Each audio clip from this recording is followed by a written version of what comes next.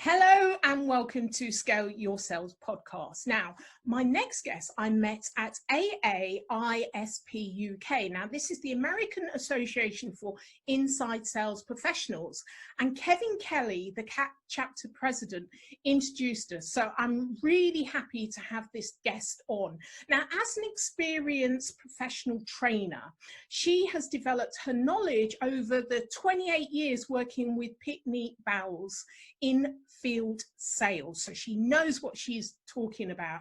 But then she eventually moved into training. Now her focus is to enhance latent capabilities in new sales recruits and hone the skills of experienced sales professionals. So welcome to Scale Your Sales podcast, Enza Burgio. Thank you, Janice. Very nice to be here and really happy to share everything I know with the people who'll be watching this. Well, you know a lot, so we're going to be here for a while. First of all, let's talk about COVID-19. It's kind of the big elephant in the room that's affecting all of us. So Yes. Given that we're experiencing challenging times, what advice would you give sellers to ride out the pandemic and come out strong? I think the first thing is learn something every day. I'm a lifelong learner, Janice. It's just what I do. And I think every day you should take something from that day and own it and put it into your new experiences. I'm a very forward-looking person. We learn from the past, but we look forward. And I think that if you take that, harness it, and then make it your new way of being. So I try to learn something. I do a lot of work on LinkedIn. I look at a lot of podcasts. I listen to different speakers and thought leaders.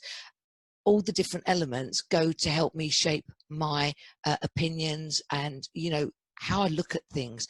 So through COVID, there was a lot of activity at the start, and I jumped on that and listened to people. The thought leaders were amazing in this time and just gave us a way of galvanizing how we felt. And I took that and then moved it forward. And what I mean by that was, like, it was okay to be a little bit in shock. It was good that we were all putting our energy into learning something every day and then putting it in a plan to take to our clients. Everybody was found either working or not working. I know that's what we always do, but you either had to keep your clients going or keep yourself going. And so that helped me put a plan together and channel a vision for myself. So I was up working every day, whether I was working with clients or working with myself, and I just kept the momentum going. So that's what I always say through COVID: have rest periods, but keep a really strong structure, learn something and implement it, because that's how we grow. I think that's great advice, to actually have a structure and keep learning. Whatever's going on around you, that's the thing that you can control, really, isn't it? It doesn't matter whether you're furloughed or not. Many people are busier than ever, but actually working on yourself in your downtime, the times you don't have, normally you don't have time to do that. I mean, that's when you're really going to reap the rewards going forward. It's great advice. I agree. Sorry there, Janet. And I think also it's not just on a professional level.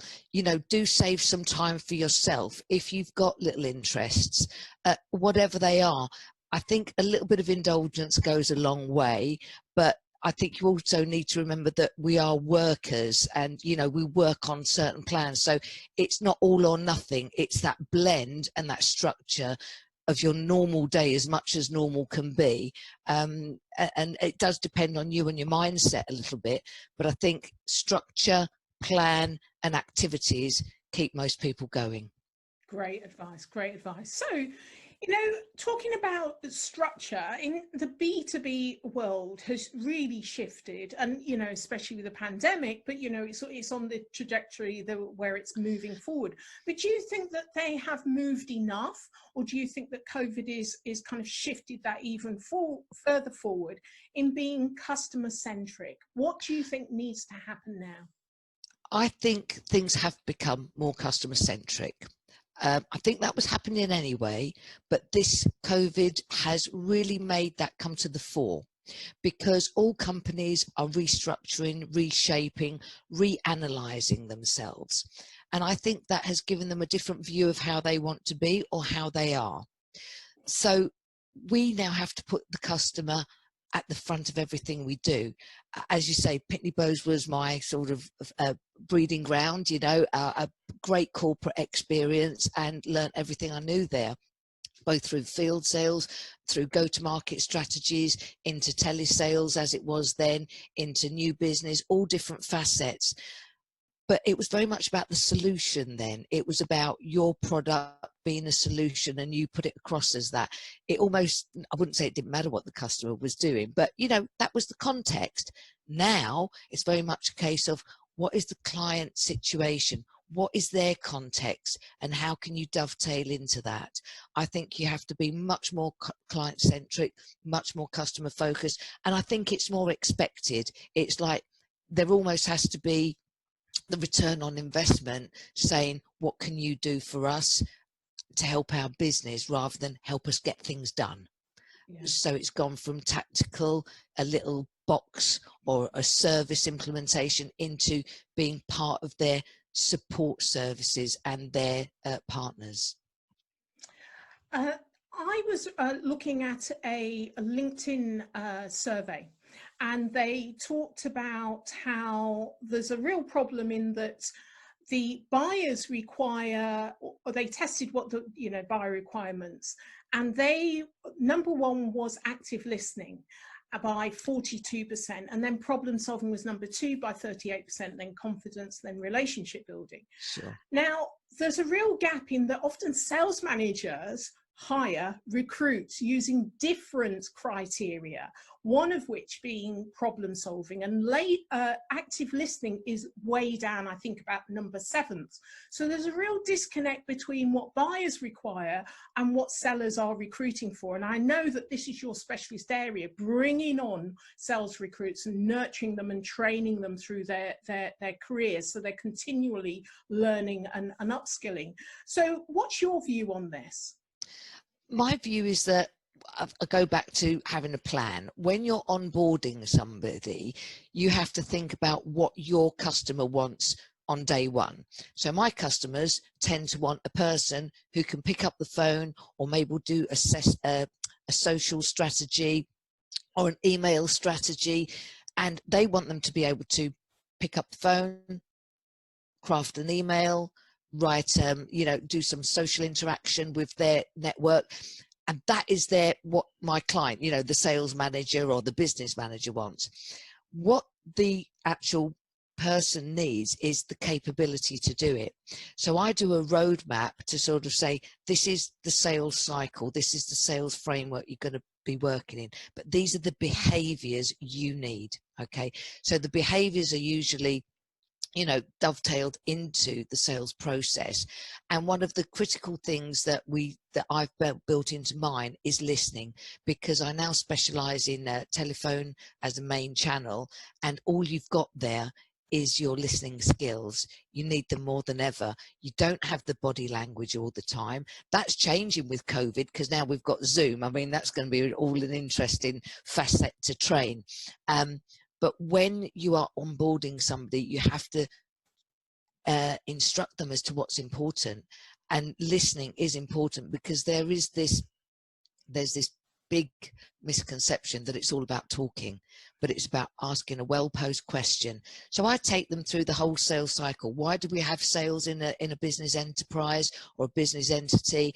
I talk to them about how businesses make money, the different channels. It might be service revenue, it might be sales revenue, it might be recurring revenue from softwares. They have to know where they fit. When they know where they fit, they have the chance to show their behavior supporting that fit. I think that's where the magic happens. And it's about, yes, of course, we've got to ask questions, otherwise we don't get an answer.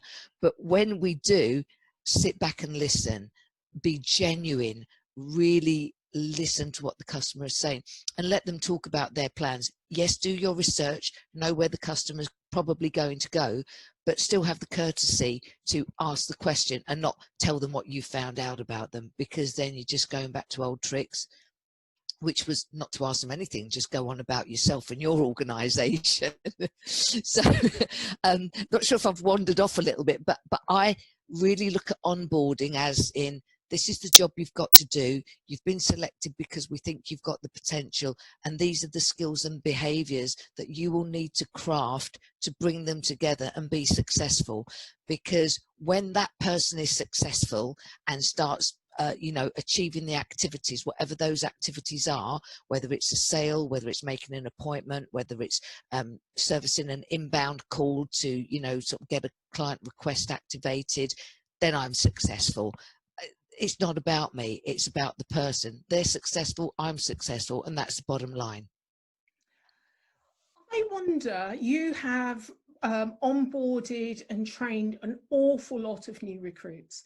So I wonder if have you identified that there is a difference between the genders and the cultures of people you bring on? Are there particular traits that there's real strengths in different ethnicities and different genders?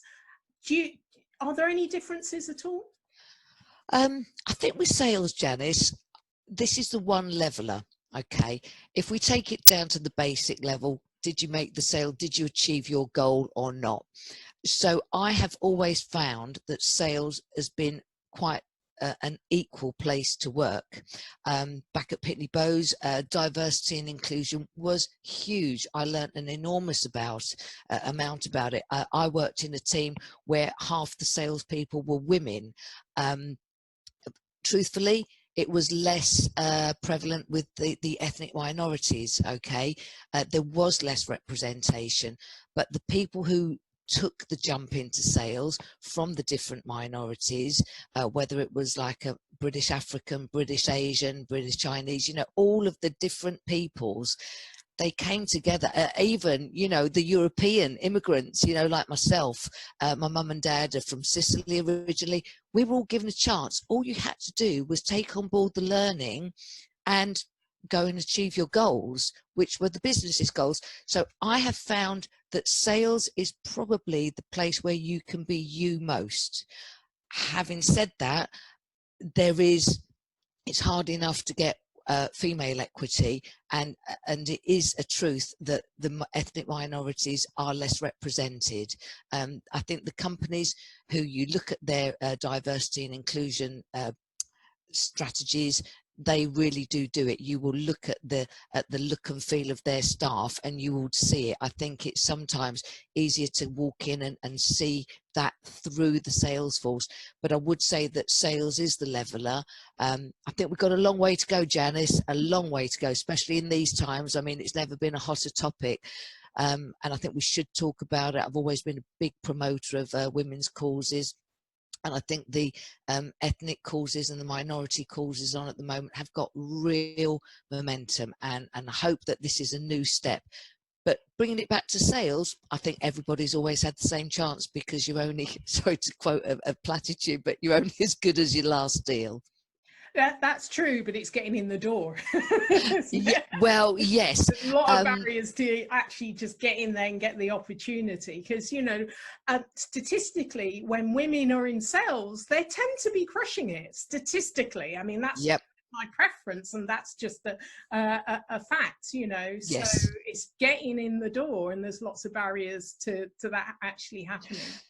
There are, and I think it's people like me and you who are sort of really pushing that agenda. We're breaking down the barriers. I know that we're both, very active in our different groups to support women, to support young people with, maybe social needs, and that we do a lot of mentoring outside our roles. And I think it really is a question of, if we can make that a difference through the companies that we work with and the customers we work with, if we bring that message in, that it's got to be a good thing. As you say, getting through the door, you've really got to show your personality. I think it's harder now that you've got different ways of onboarding.